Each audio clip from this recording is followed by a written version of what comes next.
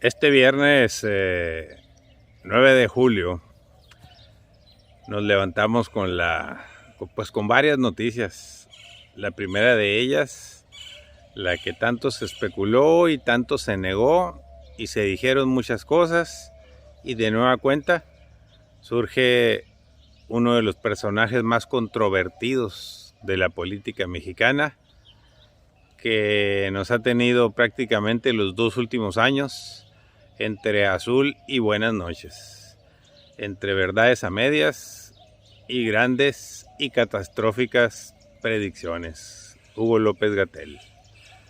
Resulta que la conferencia de prensa que da ayer confirma que efectivamente tenemos una tercera ola y que anduvimos prácticamente alrededor de 10,000 casos de COVID en un solo día, volviendo a las cifras históricas de los picos más altos de la pandemia, y pidiendo el doctor López-Gatell, y eso es correcto, de manera encarecida a todos los gobernadores y a todos los funcionarios del gobierno federal que no desmantelen los hospitales COVID que se habían improvisado por todo el país, porque al parecer los vamos a necesitar.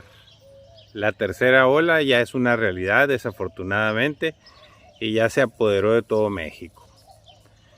Sin embargo, tenemos una ola económica de estatismo, es decir, de un gobierno o de un estado mexicano que está intentando volver a las épocas de los años 70, donde el estado mexicano pretende tener control de muchos sectores, pero particularmente económicos. Y esto le está dando un giro a esta nueva etapa del gobierno y de la sociedad. Los conflictos se agravan, las dudas se incrementan y las inquietudes cada vez son mayúsculas. Ahora resulta que el gobierno va por el mercado de los fertilizantes, así como lo oyó usted. Lo que es la libre competencia, lo que es la participación de la iniciativa privada en algunos sectores estratégicos de la economía, se están yendo a la cañería.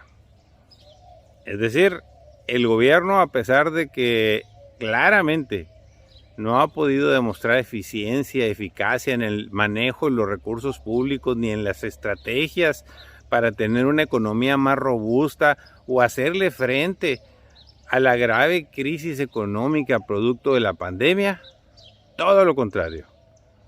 Anunció hace 3 días la apertura de Gas para el Bienestar, es decir, un programa que busca tener clientes, en pocas palabras, surtir el gas natural a precios más económicos en las colonias populares y a los beneficiarios que el gobierno decida. Por otro lado, tenemos el hecho de que anuncia ayer que ahora también el gobierno federal, y a pesar de que no hay dinero, a pesar de que estamos en crisis, va por los fertilizantes. Se convertirá en el monopolio a través de Pemex también, igual que el gas para el bienestar o el gas natural. Buscará que solo sea Pemex quien venda los fertilizantes en el país. En pocas palabras, el Estado mexicano, el gobierno mexicano, se pretende convertir en el que participe casi en todas las actividades del sector económico.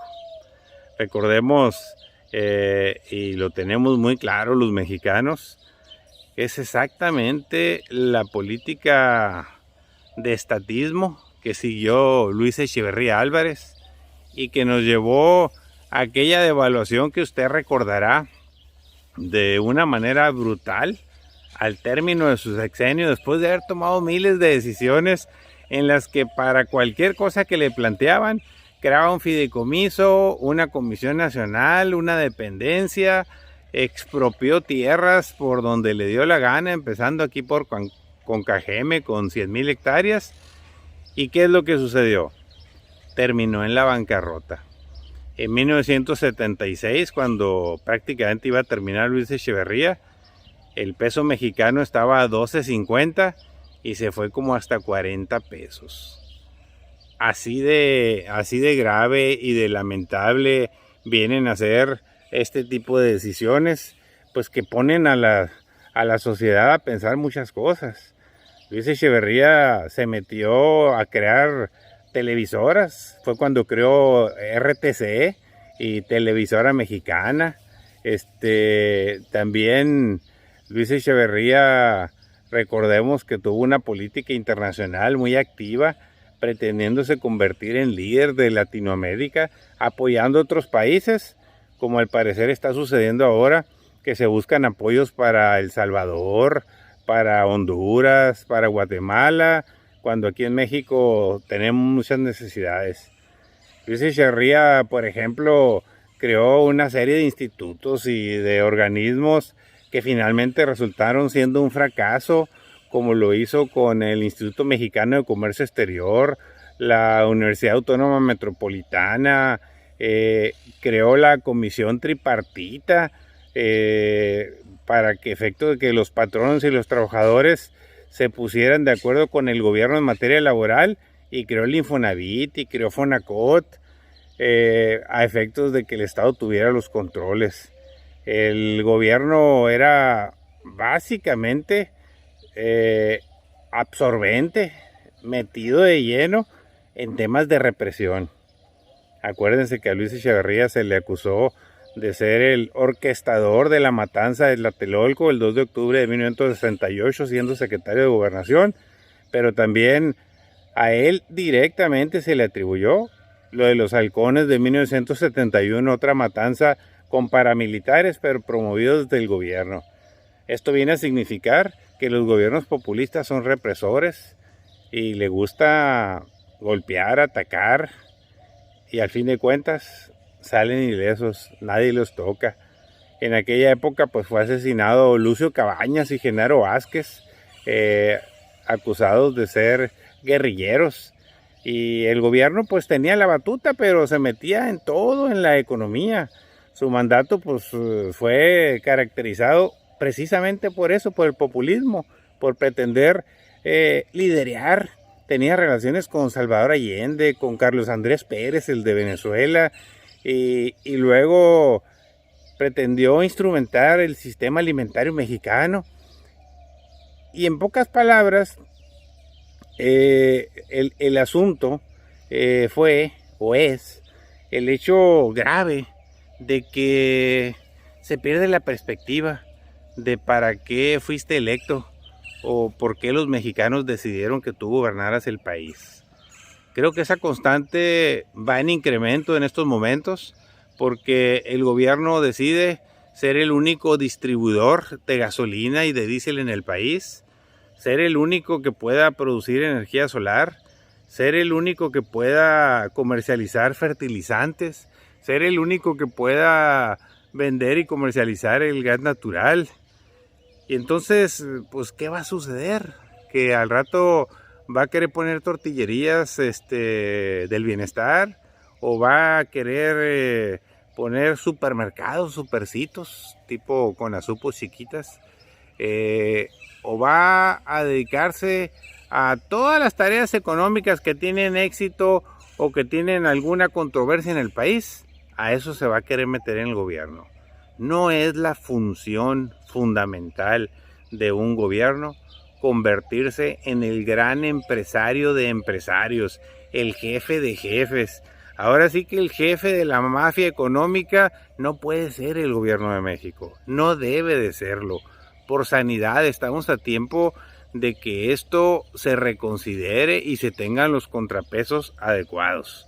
Creo que el rol que jugará la próxima legislatura, con una conformación ya más paritaria, ya más pareja, impedirá que se puedan hacer cambios constitucionales, pero de que se pueden hacer muchos desórdenes desde el punto de vista administrativo, tomando decisiones por ocurrencias, por estrategias incluso copiadas abiertamente de lo que se ha hecho en Venezuela o en otros países, pero sobre todo en ese país, porque Ya son como 5 o 6 cosas idénticas a las que hizo Hugo Chávez que se están pretendiendo instrumentar en México. Creo que no nos merecemos una circunstancia de esa naturaleza, teniendo la gran oportunidad de hacer las cosas bien.